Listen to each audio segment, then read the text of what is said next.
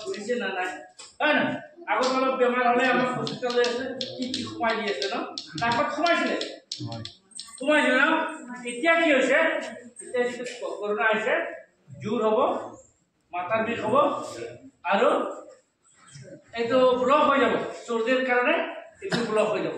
এইটো যদি ব্লক হৈ গৈছে লগে লগে কৈ যাম আমি